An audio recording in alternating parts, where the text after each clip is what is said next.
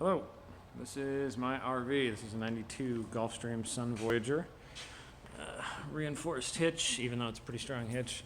The foil tape because I broke that little tab jobber.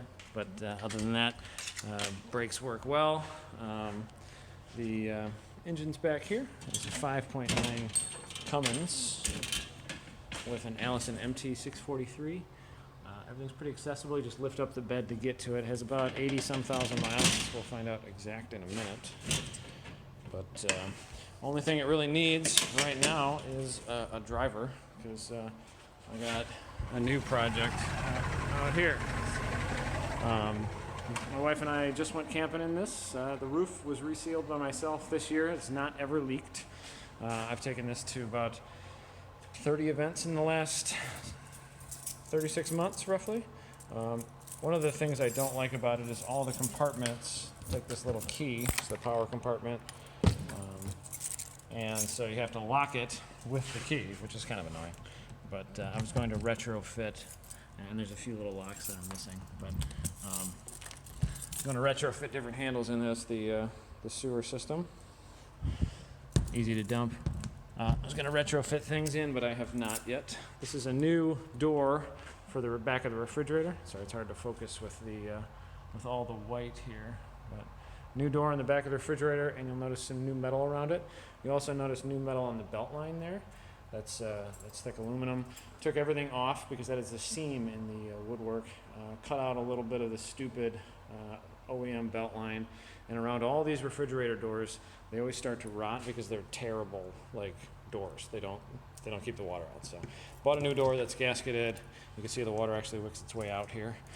Refrigerator works well on propane and on power, shore power. Furnace works. Furnace door right there. More storage compartments.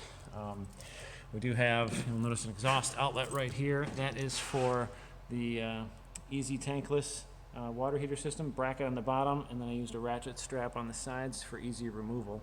But it's just bolted to the bottom. Runs off of little batteries there. You'll see the batteries, little container for the batteries. It fires up real easy. This is a like a double layer flue, and fires up real easy and quick. Otherwise, with a regular hot water heater, which I turned the cover for it into basically a vent. With a regular hot water heater on these things, it's like a 6-gallon system, and takes forever to heat up. Uses a lot of propane, and they're a pain to winterize and stuff. So. A lot of drawbacks to that. I didn't want to do that anymore. So notice the water feed. New generator right here. I built this bracket system, put a larger door on it, pull on the cable here. This system, this is like a 9,000 watt Predator. Pull this pin and it can slide out. 500-pound slides. And it's wired in. The generator is unmodified, so that if something ever happened to it, it's about a 5-minute changeover. A couple of dudes, 4 screws, plug everything in. Real quick changeover. It is. As a piece of steel falls over on me. Hit the choke, and the wiring does exist to run it into the cabin, but the choke would not be easy to do. So fires up real nice, real easy. And yeah, easy to fill it up with fuel. Runs both ACs very, very well. I built a full bracket underneath, so when you slide it in, it's fully supported on pieces so that it isn't bouncing on those slides. So works pretty well. This is the old generator that did not work very well. It worked fine, but it would power one AC unit for just a little while, and then it would blow a breaker. So. The RV has been painted by myself, sanded it all down. All the lights are LED swap overs except for the headlights and the actual taillights. But it's been painted by myself. It is Rust-Oleum top coat boat paint.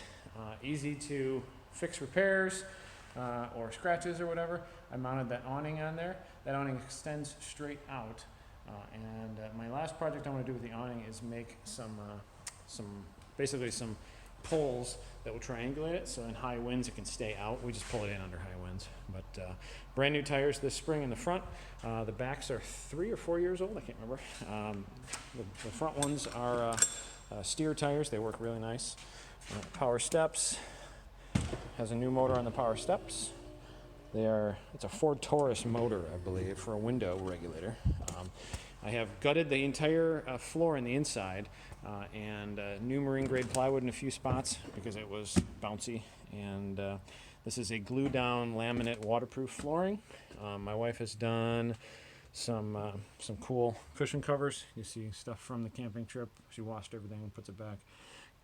Cabinets and stuff are repainted. Took the doors off and sprayed them. Everything works nice inside here. Microwave, range hood, propane stove. We put this on here so it doesn't bounce and rattle. Decent sized little kitchen. Everything is in decent shape. As with any RV, I always recommend to have ant traps and mothballs for storage. So we put those out every time it's in storage. TV is gone. My intentions were to remove this entire upper piece. The only spot I haven't actually painted the walls is in the very front. I want to remove that and put a bed, but then I stumbled upon a new RV that I wanted to buy. So, new stereo. There is gauges. Those are oil pressure and EGT. I did never hook them up though, so those may or may not. Those are a couple $100 I could take out of the RV. I do have Ascenders. I just never got around hooking it up. So, most of the back half and stuff is all done. I do need to do a little bit of baseboard in there. Stuff like that probably wouldn't get done unless somebody wanted it done badly. But little tiny little bits and stuff. This has kind of always been just a project, but always used. So if I have time, it's a project. New wallpaper. We took down the ugly, loud, sometimes fell off doors off the closet. Made a little curtain. Curtain rods back here. Fire exit window. Nice cabinetry back here. Got rid of the ugly glass. It was a stained glass and did a reeded glass in there. Same thing up front. But yeah, mostly done. But nothing's ever done when it's a project like this. Really. Bathroom is about 2/3 done. I want to do some baseboard there. Shower and stuff works nice. It's a little compact, but for Class A, it is sort of small. Shower is a little bit of an off-white. I was going to epoxy paint that also. New toilet, just did. You can see some of the little stuff here that hasn't been done, but did kind of a shiplap style backsplash. Did a new vanity here. I want to paint this, wanted to paint this, stuff like that. But I've driven it to and from race events, which is kind of what I do semi full time. We host race events all over the country. In April alone, I took it to Daytona from Chicago. I took it to Summit Point, West Virginia, Mid Ohio, and we went camping the first weekend of May. So, been a really fun rig. Gets about 10 miles per gallon hooked to my 20-foot enclosed trailer or to my 2-car flatbed. You'll notice this wiring here. I have this AC unit wired standalone because from the factory it's wired to run one or the other. So I have this one ran to a cord. You can push it out the side there or plug it into the direct generator outlet that I've put there. That's the outlet for the cord. Propane right here. You need a pliers to open it. Got some decent sized storage compartments. Water, gray water, black water. Good condition spare tire in there with a table on top of it. This right here is an outside water setup that we don't really ever use. Find the key again. A little brown key. Don't really ever use it, but it does work. And good storage, pass-through storage right there. The crank for the awning. Back here, the load leveler jack or the parking leveler jacks have never worked for me. That's really the only thing that doesn't work. I was going to remove them for weight savings, but I might not. They are fixable. It's just a system that I haven't gotten into yet. I do use these things, 7,500-pound scissors jacks. I just place them underneath it when we go camping. This side, in nice condition. There's no delamination on this side. Just a little bit around the refrigerator for the most part. The back bumper has the previous owners didn't really care about it. Somebody put a screw through it to keep it from moving. I moved the license plate over there. There's a crack in the bumper. License plate hides that. I did install the ladder, welded some mounts back there, and another thing that I welded was you can see the aftermarket trans with new lines. Give you a quick shot of the roof.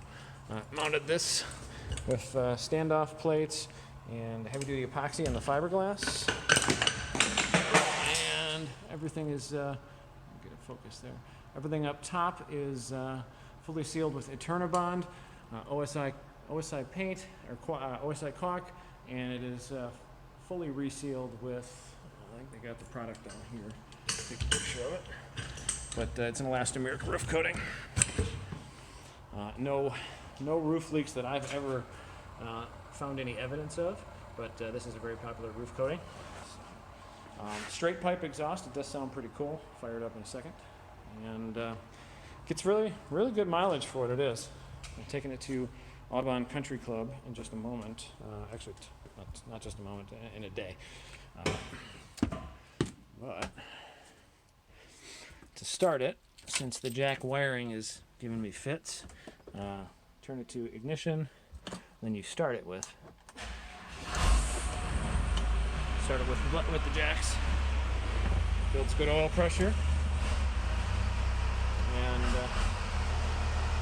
gets pretty good mileage. Easy to drive. This little thing here was broken.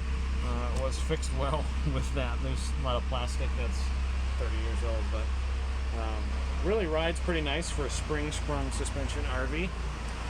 And I'll back it out, and yeah, we'll go from there. But yeah, it's a pretty good little RV. I'll take one more video in a second.